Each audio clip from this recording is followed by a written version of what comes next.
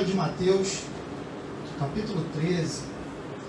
Vamos ler todo esse capítulo, quer dizer, até o verso 23, né, desse capítulo, sobre toda a parábola do semeador. Vamos ler. Naquele mesmo dia, saindo Jesus de casa, assentou-se à beira-mar, e grandes multidões se reuniram perto dele, de modo que entrou num barco e se assentou. E toda a multidão estava em pé na praia. E muitas coisas lhes falou por parábolas, e dizia: eis que o semeador saiu a semear. E ao semear, uma parte caiu à beira do caminho, e, vindo as aves, a comeram.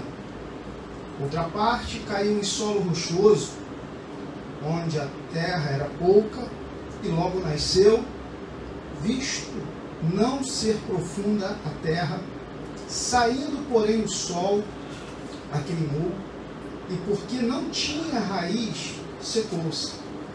Outra caiu entre os espinhos, e os espinhos cresceram e a sufocaram. Outra, enfim, caiu em boa terra e deu fruto, a 100, a 70 e a 30 por um. Quem tem ouvidos para ouvir, ouça. Então se aproximaram os discípulos e lhe perguntaram: por que lhes falas por parábolas? Ao que respondeu: porque a vós outros é dado conhecer os mistérios do reino dos céus, mas àqueles não lhes é isso concedido.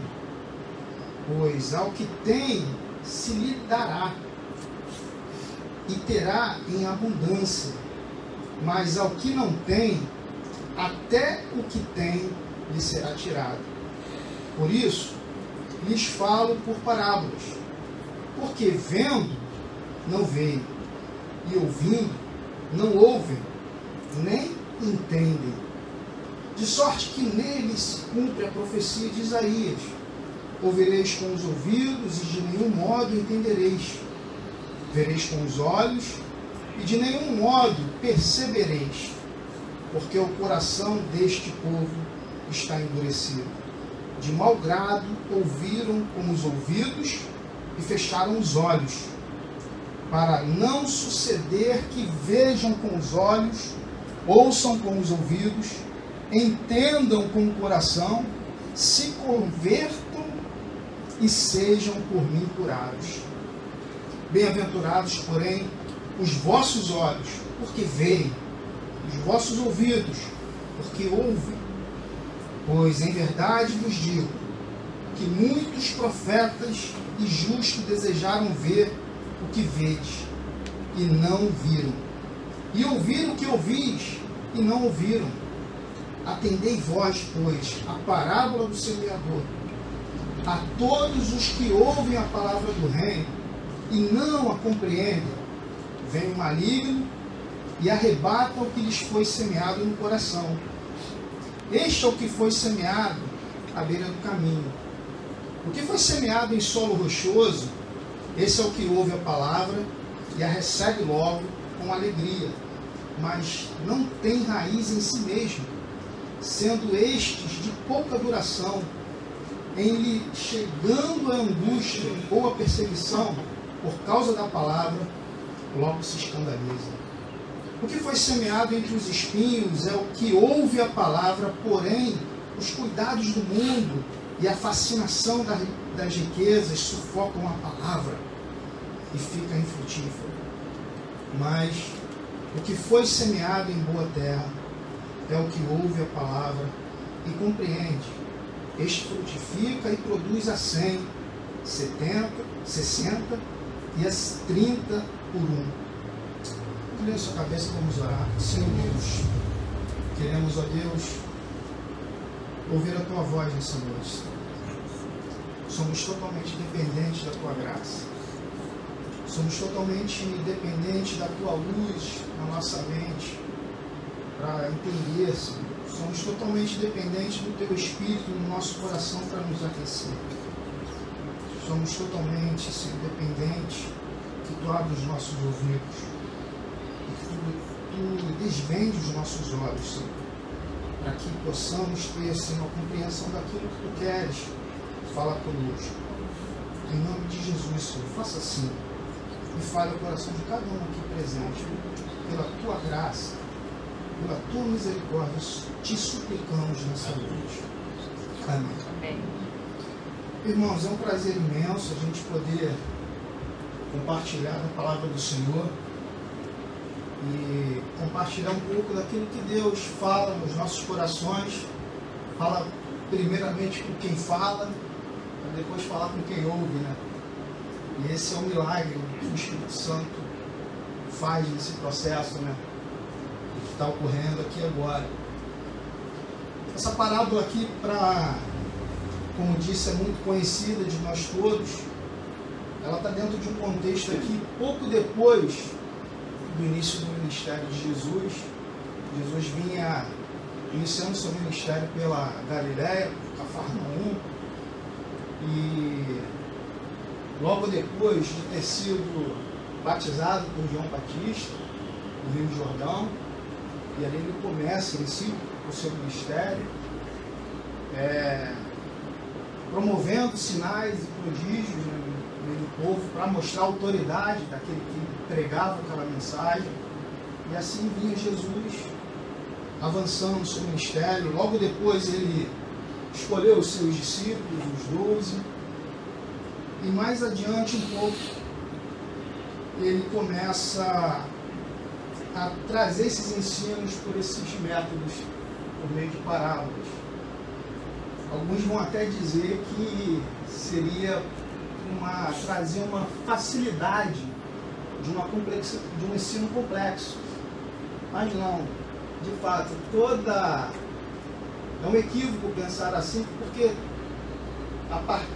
apesar de toda parábola pregada, havia aqueles que não entendiam. E aqui o texto mostra claramente, inclusive os doutores, os conhecedores, os letrados da época não entendiam o que era dito. Então Jesus tinha até a necessidade de ter que explicar as parábolas em alguns momentos.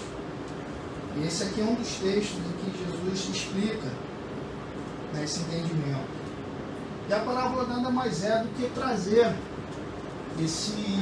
essa comparação da vida de uma história com o nosso cotidiano, para que a gente possa entender dentro da nossa rotina, dentro do nosso convívio, compreender a vontade de Deus, a espiritualidade que deve ser aplicada à nossa vida.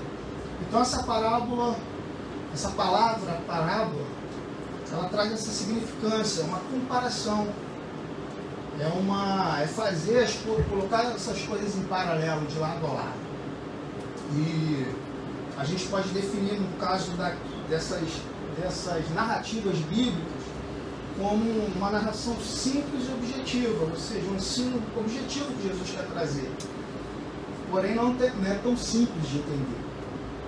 E apesar desse texto ser um dos mais lidos, né, eu sei que todos conhecem muito bem, mas existem aqui ensinamentos dele, talvez repetitivos para nós, mas que é necessário, com certeza, que tenhamos uma nova reflexão sobre eles. E se renova. A palavra de Deus se renova a cada dia. Então, creio que o Senhor quer fazer, através desses ensinamentos, nos fazer refletir. E daí pode até haver uma questão para que a gente entenda qual seria desses ensinamentos, se não todos, mas qual dentre esses poderíamos destacar para nós nessa noite como uma relevância para que a gente possa refletir e fazer também um paralelo com o nosso histórico de vida. Fazer um paralelo com a nossa vida, com as nossas práticas, com aquilo que a gente já tem vivido e convivido. A primeira lição que a gente pode ter nesse texto seria, antes de tudo, entender que o trabalho aqui de um pregador, daquele que proclama a palavra, ele é muito assemelhado ao trabalho de um semeador. Então eles fazem esse paralelo aqui para que se possa entender isso. Então a primeira lição que a gente entende tem muito a ver o efetivo, né? A forma de lidar com o labor, né? Tem muito a ver. E o pregador, assim como o semeador, ele também precisa semear a boa semente, se deseja ver os frutos. Então, para ter frutos, precisa ter uma semente boa, uma semente madura, uma semente no ponto em que ela alcançar a umidade do solo, ela possa germinar, possa, nesse processo de germinar, brotar e ali crescer e frutificar. Esse é o objetivo da agricultura. Então, a primeira lição que podemos extrair: o pregador precisa semear essa boa semente para que se deseje de fato ter bons frutos, ver os frutos dela. Ele precisa semear, no caso do pregador, a semente pura e simples da palavra de Deus. Ele precisa comunicar com simplicidade. O que a gente aprende nos seminários da vida, nas complexidades dos estudos da vida, é que toda aquela complexidade, todas aquelas disciplinas que a gente tem que desenrolar ao longo dos períodos, dos semestres, consumindo aí 4, 5 anos de estudos, muitas das vezes, nada mais é para que a gente pegue toda essa complexidade e a comunique de modo simples. Não é o falar difícil, não é o comunicar difícil, muitos pensam até que seja isso, mas é necessário que, quando essa mensagem for proclamada, ela seja apreendida pelo ouvinte como uma criança de 5, 6 anos possa apreendê-la. Ou seja, tem que ser pregada de modo simples. Não adianta complicar. De fato, muitas das vezes, difícil de entender sem termos essa luz da mente. A palavra pura e simples, essa palavra de Deus pregada, não voltada para tradições, voltada para costumes, tradições, até mesmo aquele desejo de apresentar as doutrinas humanas. É bem verdade que às vezes se toca em assunto que as pessoas querem acrescentar, mas a mensagem por si só, ela já comunica o que deve ser comunicado. Os nossos achismos, os nossos moldes são colocados sim a partir delas dentro de cada particularidade, mas a ênfase que deve ser dada na palavra é uma pregação simples, um anúncio, pregar Jesus sendo o centro dessa mensagem. Jesus tem que ser o centro, o cerne. Tudo isso que fizemos aqui nesse momento de culto, desde o louvor até esse momento de pregação, Cristo deve ser o centro. Ele deve ser o centro, o tema central das nossas canções. As canções muitas das vezes nos emocionam, falam acerca de Cristo, mas muitas delas, se a gente parar para ouvir, elas não colocam Cristo no centro. Há um antropocentrismo inserido dentro dessas certas canções. O homem passa a ser o centro, as nossas vontades passam a ser ressaltadas e Cristo fica por escanteio. Às vezes mencionado, e quando mencionado como se ele fosse o nosso serviçal, pronto a nos servir, nos atender às nossas vontades. Mas não, Ele é o Senhor, Ele é o que governa, Ele é aquele que deve ser proclamado, o único, e a glória dele não é dada e não deve ser dada a ninguém. Pertence ao Senhor tão somente. Então não adianta ter um empenho, um esforço exacerbado em aplicar métodos, ter aquele trabalho árduo, incessante, semana após semana, com o intuito de fazer com que o trabalho, a obra de Deus cresça, mas se a mensagem não for Cristo, se Ele não for o centro, pode até parecer que haja um crescimento, mas não há uma verdadeira colheita, não há verdadeiros frutos. Se é verdade que a gente começa a aprender dentro dessa separação dessa boa semente, o que é a boa semente e o que não é a boa semente.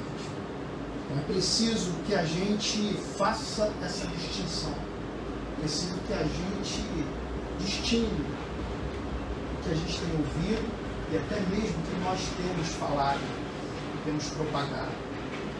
Paulo, a carta dele, a segunda carta a Timóteo, ele diz para Timóteo: prega a palavra, insta, quer seja oportuno, quer não, corrige, repreende, exorta com toda longanimidade e doutrina. Ou seja, com toda paciência. A palavra tem que ser aplicada, mesmo que não vejamos de imediato aqueles frutos, mas temos que entender que a semente boa está sendo lançada.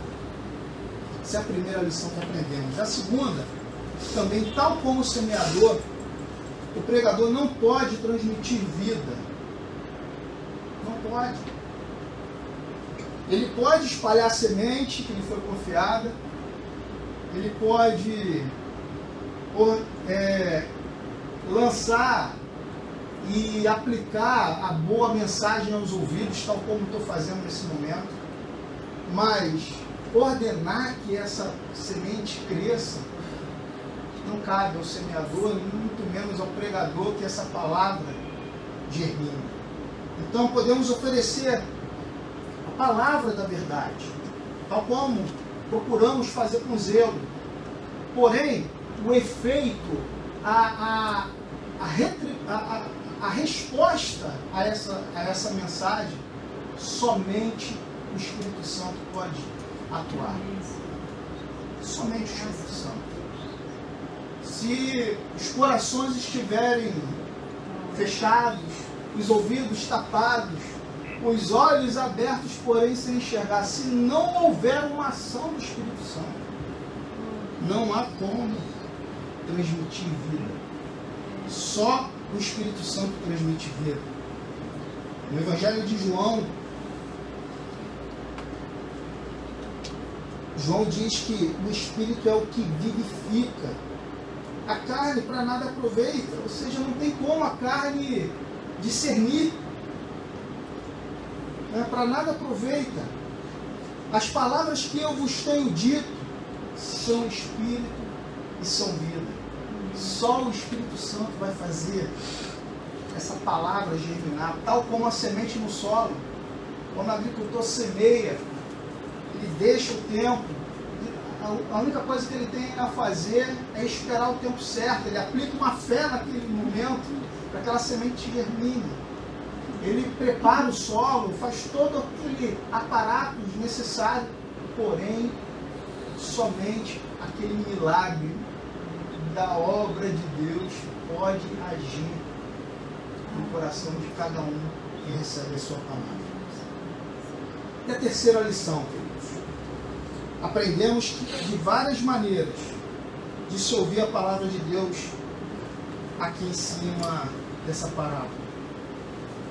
A primeira delas, nós vemos aqui, que nós podemos escutar a mensagem com os corações endurecidos, tal como aquele chão à beira do caminho, sem preocupação, sem cuidado, sem refletir sobre o estado da nossa própria alma.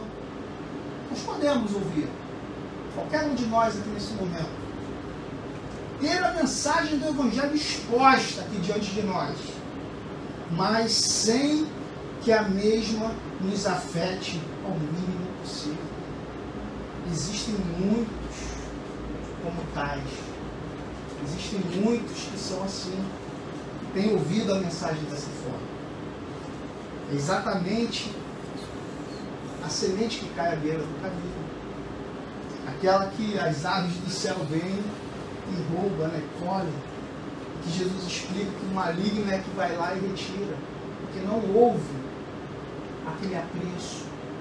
Não houve aquela ação necessária do Espírito Santo. Tal como os ídolos, né, que o salmista fala no Salmo 135,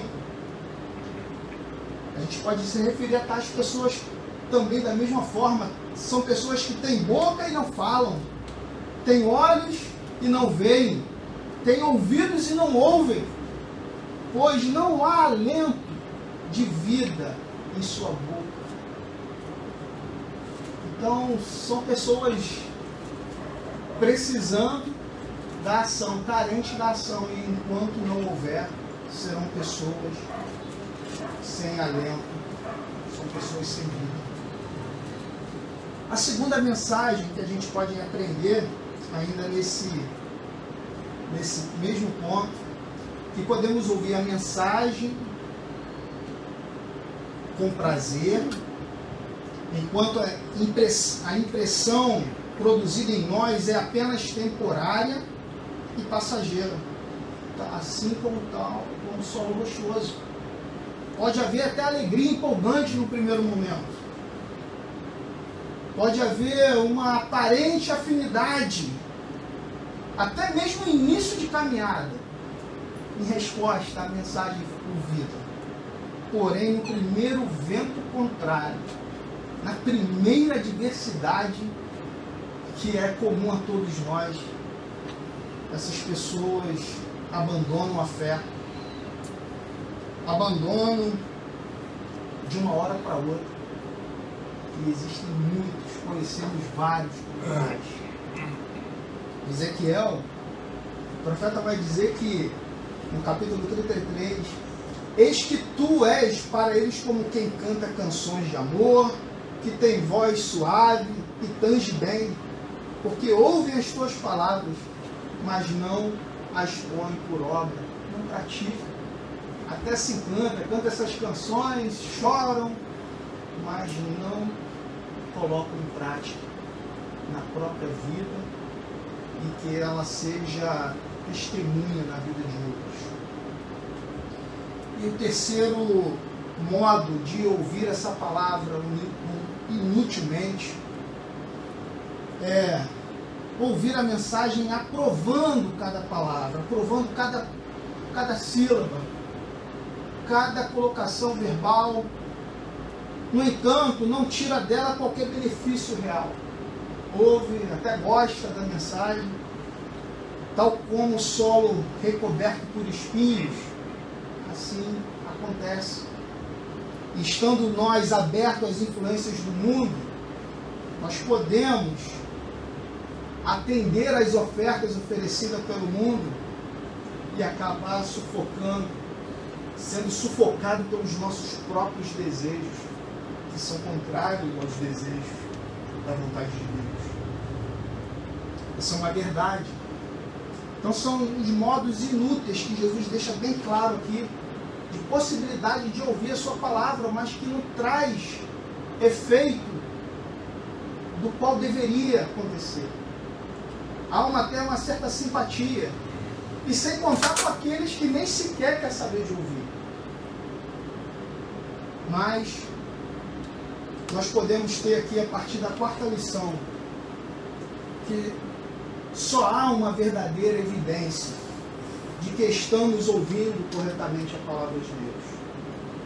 O que Jesus está trazendo aqui é exatamente esse ponto crucial, trazendo a efeito qual deve ser o efeito, a resposta à sua mensagem. E esse ponto aqui é a evidência principal que é trazida em resposta e que comprova que isso ocorreu na nossa vida e está ocorrendo, é quando produzimos bons frutos. Esse ponto é o fruto, não é simplesmente aquela boa ação em si, mas é a manifestação do fruto do Espírito. Paulo vai falar aos Gálatas que o fruto do Espírito é amor, é alegria, é paz, longanimidade, benignidade, bondade e fidelidade, mansidão, domínio próprio. Contra essas coisas não há lei. Então esse fruto que ocorre pelo Espírito de Deus em nós, ele reflete na nossa vida. Ele reflete nos nossos relacionamentos. Ele reflete no nosso convívio, seja ele em casa, seja ele com os amigos, seja ele no nosso contexto de trabalho, no nosso contexto escolar, universitário, seja lá qual for. Esses frutos eles se tornam notáveis, se tornam percebíveis em nossa vida. E essa é a real evidência de que essa palavra ganhou terreno em nós. Em João, no capítulo 15, João ele vai dizer que não foste vós que me escolhestes a mim. Pelo contrário, eu vos escolhi a vós e vos designei para que vades e deis fruto, e o vosso fruto permaneça, a fim de que tudo quanto pedirdes ao Pai em meu nome, eu vos conceda. Não há uma escolha a partir de nós. A mensagem ela chega até nós. Tiago, na sua carta, também vai dizer, no capítulo 1, tornai-vos, pois, praticantes da palavra, e não somente ouvintes, enganando-vos a vós mesmos. Ou seja, não passa de um enganador aquele que ouve e não pratica. Estamos enganando a nós mesmos. É necessário que tenhamos essa evidência na nossa vida, de que ouvimos a palavra e ela, de fato, encontrou um solo fértil no nosso coração. Encontrou um solo fértil na nossa vida. E a resposta é os frutos que Deus requer de nós. É os frutos que Deus nos dá para que exerçamos o seu dom de Deus. E uma quinta lição e última que eu gostaria de refletir é que toda essa ação, ela não está aqui na sequência do texto, mas toda esta ação prática na pregação da palavra de Deus, esse ato de pregar, o ato de ouvir e as correspondentes reações diante da mensagem de Deus dependem unicamente e exclusivamente da soberana vontade de Cristo. Toda a resposta que podemos dar diante da palavra, ela provém da soberania de Deus. E nesse texto que pode dar ênfase, são os versos da própria parábola, o verso do 11 ao 15, aos que respondeu. Primeiro, no verso 10, os discípulos perguntaram: por que eles falam as parábolas? Ao que respondeu, Jesus disse: porque a vós é dado conhecer os mistérios do reino dos céus. Em resposta aos discípulos. A vós outros, aos demais, não lhes é isso concedido.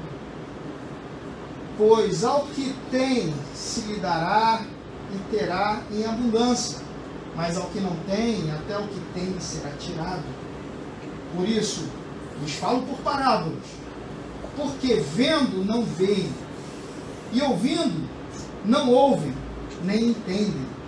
De sorte que nele se cumpre a profecia de Isaías: ouvireis com os ouvidos e de nenhum modo entendereis, vereis com os olhos e de nenhum modo percebereis, porque o coração deste povo está endurecido, de mau grado ouviram com os ouvidos e fecharam os olhos, para não suceder que vejam com os olhos, ouçam com os ouvidos, entendam com o coração e se convertam e sejam por mim curados. Jesus falando negativamente é para não entender a soberania de Cristo. Aprove a Ele a decidir quem é que vai ouvir e quem é que não vai ouvir. Mas Ele disse para nós: bem-aventurados, porém, são os vossos olhos, porque veem, e os vossos ouvidos, porque ouvem. É motivo de cairmos de joelhos se entendermos isso. Porque Ele tem aberto os nossos ouvidos, tem destapado os nossos olhos, tem desvendado os nossos olhos para enxergarmos. Essa obra tem sido real na nossa vida. Isso é motivo de alegria, queridos. É motivo de sairmos daqui rejubilosos, regozijando-nos no Senhor. Como Paulo diz outra vez, vos digo, regozijai-vos no Senhor. Sempre regozijai-vos, porque o Senhor tem feito isso. Em Mateus 11, 27, Jesus disse: tudo me foi entregue por meu Pai. Ninguém conhece o Filho senão o Pai. E ninguém conhece o Pai senão o Filho. E aquele a quem o Filho o quiser revelar. Pergunta: como temos conhecido a Cristo? Cristo tem sido revelado a nós. O Pai tem sido revelado a nós através de Cristo. Isso é uma obra magnífica que tem acontecido no nosso coração. Isso é uma obra extraordinária que tem acontecido na nossa vida. É motivo de júbilo, motivo de alegria. No verso 16, bem-aventurados os vossos olhos, porque veem, e os vossos ouvidos, porque ouvem. Vocês têm enxergado? Nós temos enxergado? Nós temos ouvido o que Cristo tem dito aos nossos ouvidos, de fato? Essa obra tem sido um milagre. Lembrando aqui um pouco da mensagem do Leclerc no último culto de Páscoa. Leclerc mencionou, dentre as aplicações, ele mencionou sobre os ladrões da cruz.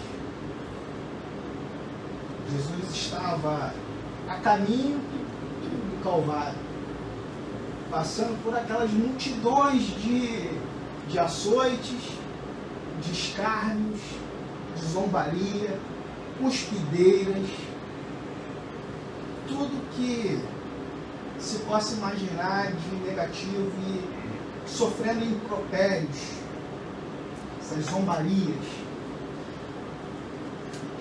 É interessante lembrar, não é, Leclerc, que a gente comparando os três evangelhos, Mateus vai dizer, no verso 44, e os mesmos impropérios lhes diziam também os ladrões que haviam sido crucificados com ele. Os dois ladrões estavam escarnecendo de Cristo, zombando de Cristo, durante aquele processo, a subida, a erguida deles na cruz. Em Marcos 15, no verso 32, vai dizer: desça agora da cruz, ó Cristo. Estavam aqueles escárnios, os escribas, os fariseus, tudo zombando dele. Ah, você não era aquele que destruiria o templo em 3 dias e o reconstruiria? Cadê? Desce da cruz agora! Zombando de Cristo. E Cristo sabia, o soberano estava ali sabendo do momento certo para as coisas serem executadas, o plano ser perfeito. Aí, o detalhe aqui: também os que com ele foram crucificados o insultavam. Os que com ele foram crucificados o insultavam. estavam os bois insultando. Mas Lucas, ele vem trazer esse momento. Aqueles ladrões ali ouviam acerca de Jesus, daquele que estava sendo crucificado. Ele ouviu o que eles ouviam nas esquinas, nas ruas por onde passavam. Eles, de certa forma, eles tinham testemunho. De alguma forma, a semente foi lançada para eles também. Como a semente era espalhada por onde Jesus passava.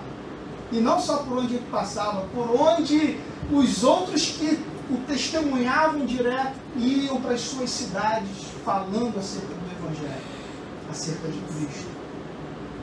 E as sementes estavam sendo espalhadas por todos os lugares. Chegou até esses ladrões.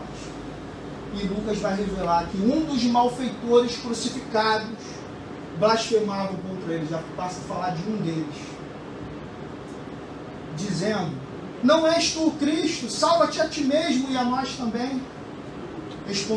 Respondendo-lhe, porém, o outro repreendeu-o, dizendo: nem ao menos temes a Deus, estando sob igual sentença?